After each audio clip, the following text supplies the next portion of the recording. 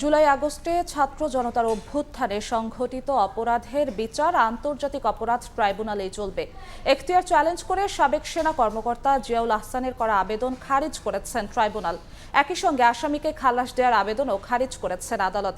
আন্তর্জাতিক অপরাধ ট্রাইব্যুনালের চেয়ারম্যান মোহাম্মদ গোলাম মর্তুজা মজুমদারের নেতৃত্বাধীন ৩ সদস্যের ট্রাইব্যুনালে আদেশ দেন। চিফ প্রসিকিউটর তাজুল ইসলাম বলেন, ট্রাইব্যুনালের এখতিয়ার ও আইন সংশোধনের অধ্যাদেশ চ্যালেঞ্জ করলে হাইকোর্টে যেতে হবে। এদিকে জুলাই গণহত্যার বিচার কাজ প্রভাবিত করতে আদালতের আদেশ অমান্য করে বিদেশে বসে শেখ হাসিনা যে ধরনের উস্কানিমূলক বক্তব্য দিচ্ছেন এ বিষয়ে ট্রাইব্যুনাল তৎপর বলে জানিয়েছেন চিফ প্রসিকিউটর।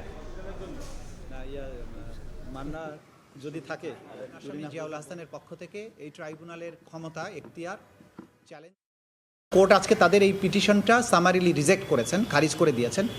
যে কয়েকটা কথা বলে কোর্ট তাদের পিটিশন খারিজ করেছেন তার মধ্যে একটা হচ্ছে যে আইন দ্বারা এই ট্রাইব্যুনালটা প্রতিষ্ঠিত, অর্থাৎ 1973 সালের ক্রাইমস ট্রাইব্যুনাল অ্যাক্ট, সেই আইনের বৈধতা বা সেই আইনের কোনো সংশোধনের বৈধতা চ্যালেঞ্জ করার জায়গায় এই ট্রাইব্যুনাল নয়।